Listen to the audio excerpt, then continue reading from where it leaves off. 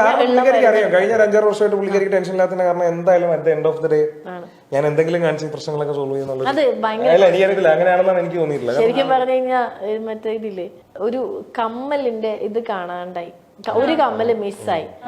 അപ്പൊ ഞാനിങ്ങനെ വിളിക്കുക, ഞാൻ വിളിച്ചിട്ട് തോന്നി നന്ദു എന്റെ ഒരു കമ്മൽ മിസ്സായി, എന്റെ ഫേവറേറ്റ് കമ്മലായിരുന്നു പറഞ്ഞു.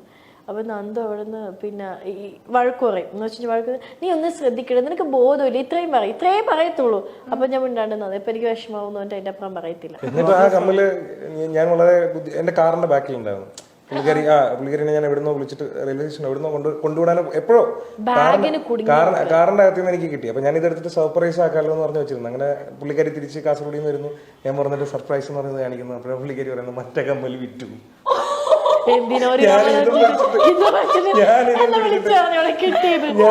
ഞാൻ സർപ്രൈസ് ആയിക്കോട്ടെ എന്ന് എഴുതിയിട്ട് ഇത് ഐ മീൻ അതിന്റെ ആണിയല്ല ആക്ച്വലി, ഇത് അതിന്റെ ഒരു എന്തോ ഒരു സാധനമാണ് അതിന്റെ. അപ്പൊ ഞാനിത് സർപ്രൈസ് ആയിക്കോട്ടെ ഈ പോക്കറ്റിലൊക്കെ സൂക്ഷിച്ചു മറ്റേ പേപ്പറിലൊക്കെ പൊതിഞ്ഞിട്ട് ഞാനിത് പിടിച്ച് നിൽക്കുക. എങ്ങനെ ഇപ്പൊ മനസ്സിലായില്ലേ ഞാൻ പറഞ്ഞില്ലേ സർപ്രൈസുകളുടെ കാര്യം മനസ്സിലായില്ലേ? Daily surprise. ഞാന് പുതിയ ഫ്രിഡ്ജ് മേടിച്ചു ഇവിടെ ഫ്ലാറ്റില്. പിറ്റേ ദിവസം ഫ്രിഡ്ജ് വർക്ക് ചെയ്യുന്നില്ല, എനിക്ക് വിഷമമായി പോയി, വർക്ക് ചെയ്യുന്നില്ല. ഞാനാണെങ്കിൽ 2 ദിവസം കഴിഞ്ഞ് വരിക, നാട്ടിൽ നിന്ന് വരിക. അത് ഞാൻ വിളിച്ചു, ഞാൻ ആദ്യം നന്ദുവിനെ വിളിച്ചു, നന്ദു ഫ്രിഡ്ജ് വർക്ക് ചെയ്യണം എന്നൊക്കെ പറഞ്ഞു. നന്ദു വിഷമിക്കണ്ട വരട്ടെ എന്ന് പറഞ്ഞ് പിറ്റേ ദിവസം നന്ദു ട്രിവാൻഡ്രത്ത് നിന്ന് വന്നു കൊച്ചിയിലേക്ക്.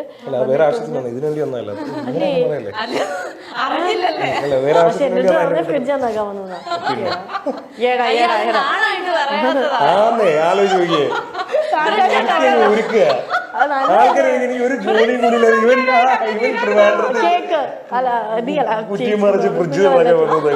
ഇല്ല ഫ്രിഡ്ജ് നന്നാക്കാൻ വേണ്ടി വരും. അന്ന് നോക്കുന്ന യൂഷ്വൽ ക്ലീഷേ സാധനമാണ്. നോക്കുമ്പോഴത്തേക്കും ഇദ്ദേഹം പ്ലഗ് ഇല്ലേ, ഈ പ്ലഗ് വേറൊരു തൊട്ടടുത്തൊരു ലൈറ്റ് ഉണ്ട് ലാമ്പിന്റെ, ഈ ലാമ്പിന്റെ പ്ലഗ് എടുത്ത് കുത്തി വെച്ചിട്ടുണ്ട്. രണ്ടും കാണാൻ ഏകദേശം മറ്റേ 3 പിന്നാണ്.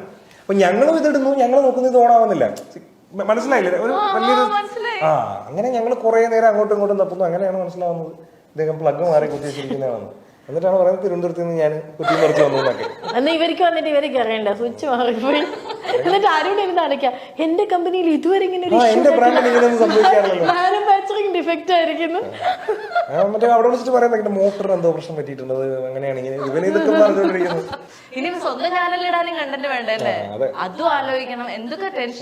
കുഴപ്പമില്ല, എനിക്ക് പുതിയ പ്രോപ്പർട്ടി ഇട്ടിട്ടുണ്ട്. എനിക്ക് കുറച്ചാലും ഓടാനുള്ളത് ഞാൻ ഇതിൽ കാണുന്നുണ്ട്. കുറച്ചാൾ അച്ഛനായിട്ട് അയച്ചോണ്ടിരുന്നു. ഇപ്പൊ എന്നെ അച്ഛൻ ആട്ടിപ്പായിച്ചു, അച്ഛനായി, പിന്നെ ഏട്ടന്റെ കല്യാണമായി, ഇപ്പൊ ഞാനായി. ഇനി വണ്ടി ഉണ്ടല്ലോ, വണ്ടി വെച്ചിട്ട് വണ്ടിയായി. ശരി കേട്ടോ, ജീവിക്കാനുള്ള ദൈവം ഇങ്ങനെ തരും തന്നോണ്ടേ ഇരിക്കുന്നുണ്ട് അല്ലേ.